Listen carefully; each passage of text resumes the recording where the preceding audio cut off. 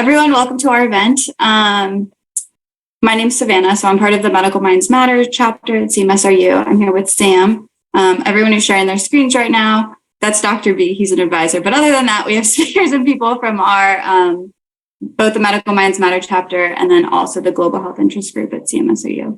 We're very happy that you've all joined us today. You're gonna hear from some great speakers from all over the world. I'll let Sam intro our first speaker. Great. Thank you, Savannah. So our first speaker joining us today is Dr. Asman. He's a senior faculty member in the Department of Nursing and the co-director of the Bioethics and Law Center as part of the Sackler School of Medicine in Tel Aviv University. He is a lawyer, a bioethicist, and chairs the judicial tribunals discussing involuntary hospitalization in Israel. Also, a bit of exciting news to share. He just recently received his tenure this week. So a big congrats to Dr. Asman.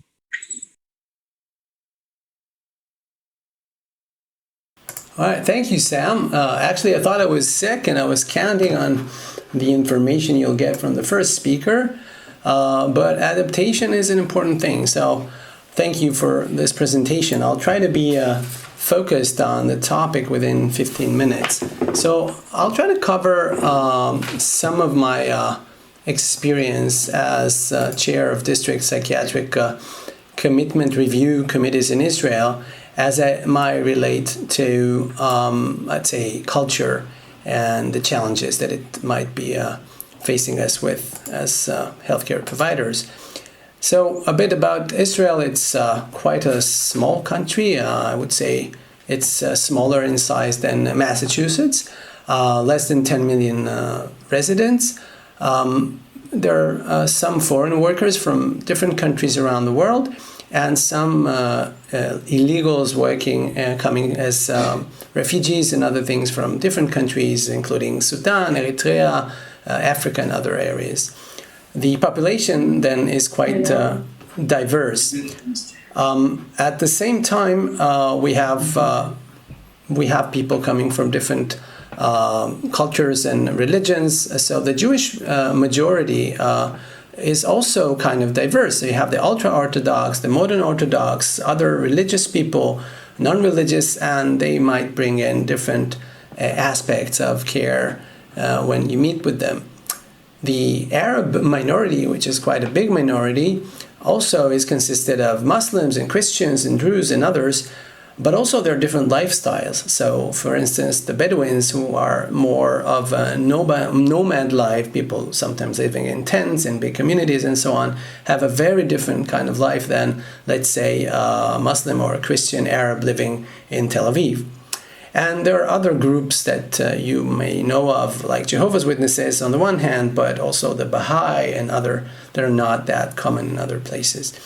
And we have an influx of immigrants. So just last year, 17% of the population growth in Israel was based on new immigration coming from the US, but also from Ethiopia or from the former Soviet Union, all bringing different, let's say, cultures with them.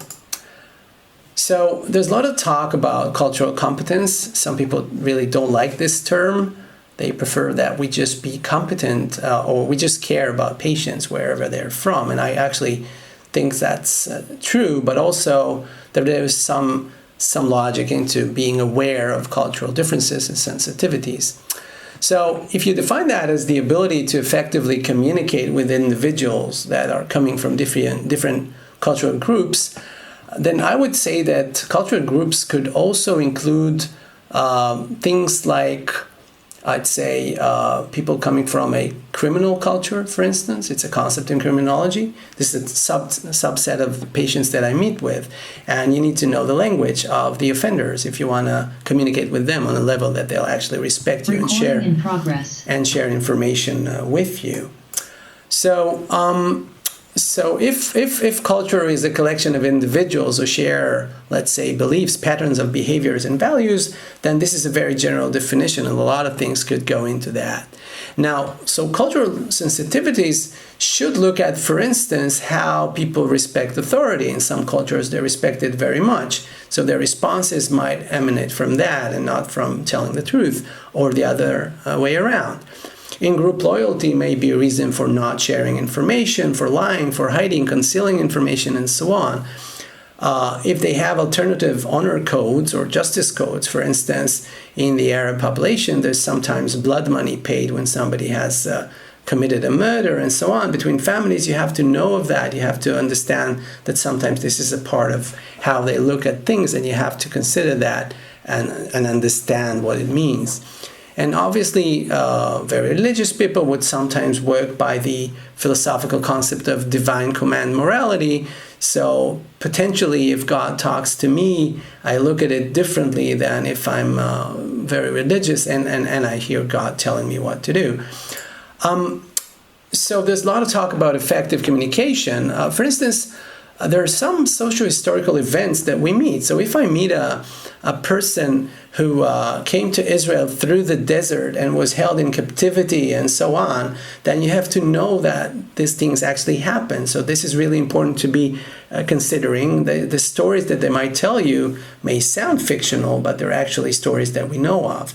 And also, you got to be sensitive to that. So for instance, there was a woman here. She was psychotic and she was trying to attack with a knife. In hospital, they realized a bit later that she was actually a victim of human trafficking, and for 6 months she was tied up and raped on the way to Israel. And since they didn't know that, and she was very violent, she was first limited physically because of her condition. So for instance, these are things that are very important to be aware of and to be open to learn about. Different types of roles of families, how gender is perceived, and so on. So just the other day, we had a patient telling us about his second wife and other things, and we were very open to hear about it and so on. Later, to just understand it was completely psychotic, he's not married, and all the stories he told us were things that he thought we wanted to hear. So, you got to be open to it, but don't assume anything, because the fact that some things exist in some cultures do not mean that everybody is ascribing to the same kind of things, right? Also, there's the concept of spiritual healing. I think one of the first papers I wrote about was about treatment with the Quran. So, when I met this patient who was with cancer, and she did not want to receive any treatment because she thought she was being cursed. Obviously, it was a big challenge, right? But so, you talk to the family and you realize it's really not connected to what's accepted in her culture. She's just very much psychotic, and she's connecting her current experiences with that, right? So, culture is relevant. It's not always the story. It's not always concealing the real story, but you just need to take into consideration that sometimes it's going to be helpful to be more aware of different cultural aspects. So obviously language is very important, and context and so on, and let me give you some examples. So just to explain that, I'm not a medical doctor, so I preside together with 2 psychiatrists in a medical, legal, psychiatric evaluation committee. And we need to see whether there is psychosis, whether it impairs one's reality testing or judgment, and whether or not they're dangerous. And in order to do that effectively, the way I see it, one needs to use a therapeutic jurisprudence approach. So it's not regular court, it's really more like a therapy kind of court. And to do that, you got to let the patient's voice be heard. And when the voice is heard, when you first listen and only then think about what you do, you get so much more information. That's true to all patients. So here are some things I thought would be relevant. You got to be curious about the relevant content. So, demons and stuff, they're very interesting, but sometimes you don't need to go too deep into things that are not relevant, because patients might actually think that you're asking too many questions because you look at them as, oh, this is kind of an interesting thing. But if it's not relevant to what you actually need to do, what your goal is, then you don't have to ask about it, right? So if you're asking a question and you think it's relevant, you may sometimes say, look, I know it's a bit sensitive, but I'm asking it because I want to understand. Do you feel threatened? Do you think that you need to do something, and so on? And then the patient would understand maybe why you're asking, if it doesn't make sense that you're asking something like that. Now, the fact that I actually know Arabic is very useful. So for instance, a lot of patients speak Hebrew, but when you talk about some contents, for instance, the delusional contents, voices that they hear, if I ask them, look, in what language do you hear those voices? And they would tell me Arabic. I would ask them, okay, so is it a man or a woman? Is it somebody you know? Is it a threatening voice or something pleasant? And then usually it will be so much easier to get the content. And the content is relevant, for instance, to know whether or not it's commanding voice telling them to kill someone or to slaughter someone or to kill themselves or whatever. So it's very useful, not just in Arabic, it would be in Russian, other languages. I would ask the psychiatrist to ask them in their language if it's possible. A lot of times it's very helpful. Sometimes people use religious justifications for their strange, bizarre, dangerous behaviors. And in order to see whether or not this is a part of their, let's say, illness or not, sometimes you could actually suggest an alternative interpretation of the religious law if you know it, right? So if you know the sources, you can actually discuss interpretations and so on. It's not going to always work with a highly psychotic patients, of course, but sometimes it would, sometimes it wouldn't. But the fact that you're discussing them in their language, in their religious language and so on, really opens them up to sharing the content, which is very important to understand and evaluate and make decisions. Patients are sometimes very quiet. They're sometimes very quiet because, as my psychiatrist friends would say, they're negativists, so they're not going to talk for different reasons, psychotic or not.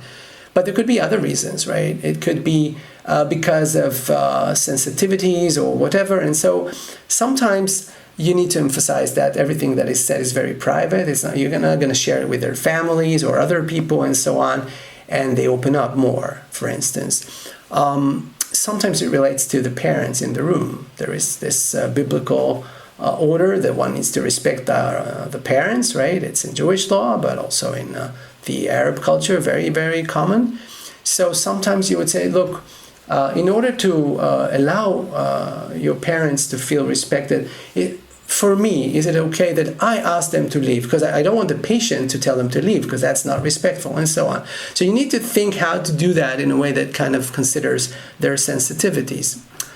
What else? So sometimes there could be community care alternatives or follow-up. And if you think about something that is relevant to the culture of that patient, it might be much more relevant. So if there is like a yeshiva, kind of a shul for studying religious content for people with mental disabilities, that might be a better fit for them than just, sending them to a place with people of different cultures and interests and so on.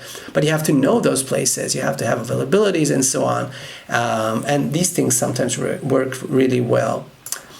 Collateral history is also really important and perspective. So sometimes it allows you to understand how psychotic the patient is, but sometimes it allows you to understand, for instance, there was a patient, a young patient, that after hospitalized, the committee was unclear about why he was hospitalized, and they realized that the family was very much against his homosexual tendencies, and it seemed that the major reason for this hospitalization was how they were not happy with that.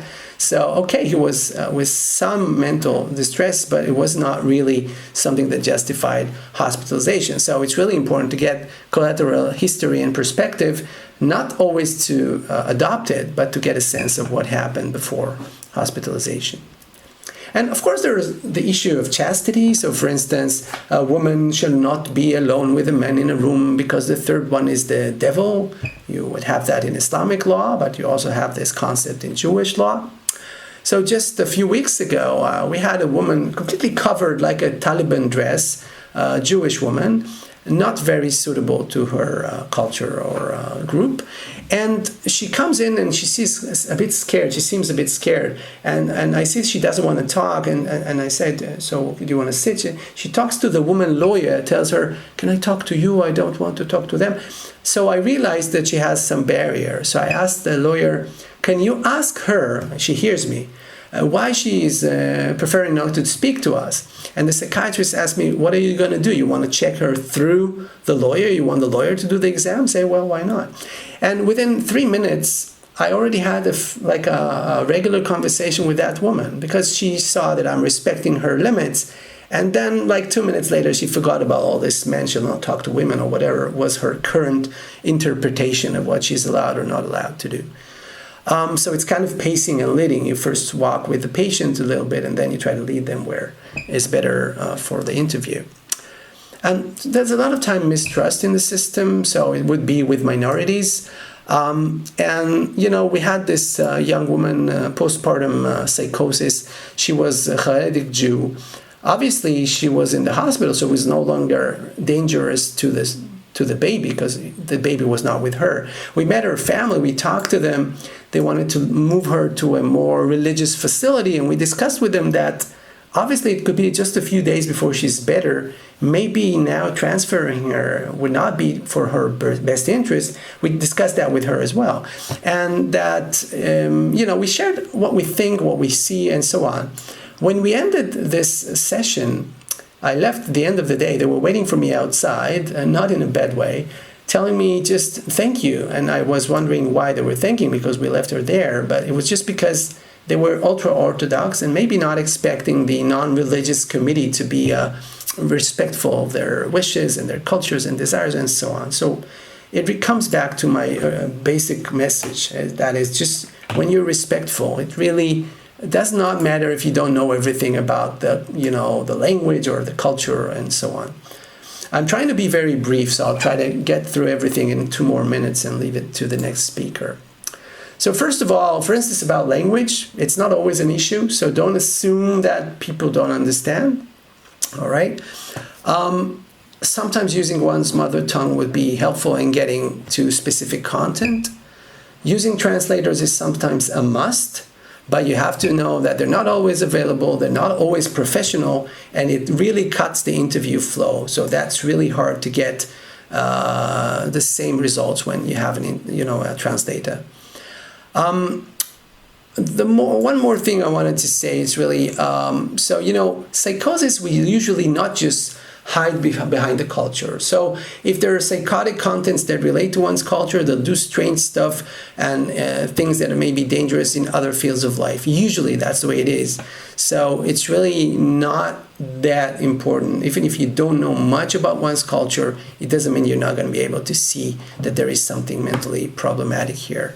And I would say that style over content is really important. How they talk, their affect, and so on. But not just their affect, also how we do. So instead of looking at what we say, it's really how we say it. If patients feel that we are aversive of them, they disgust us, or we feel superior to them, they're not going to respond well to that. We're not going to get as much information. That's my experience, at least. And so that's really the major thing. And then the family is important, not just to get information, but also to get the support for the patient a lot of times, and to realize what would be their best follow-up solution in community and so on. Just to finish that, I'll say that generally in our mental health system, there are different community-friendly settings. So we have like LGBT clinics, for instance. But if I meet a patient who is suicidal and it relates to their gender identity issues, I don't have a specific ward for transgender and so on in every hospital. So you just need to be sensitive about those issues if they want to be referred to as a male or a female and so on. Just, and if you have a psychiatrist who decides that for them they're a male or a female, whatever, even if they define themselves differently, then I would be politely telling them, well, let's not do that here, all right? So people still need to be more sensitive about those issues. We have community clinics for ultra-Orthodox Jews. We have some mental health clinics in Arab villages. So these are settings that are more suitable to know the needs and to be adaptive. But that could be done even in regular settings, even if you're not belonging to the same culture as the patient. So that's in a bit more than 15 minutes what I could tell you about this issue. Thank you.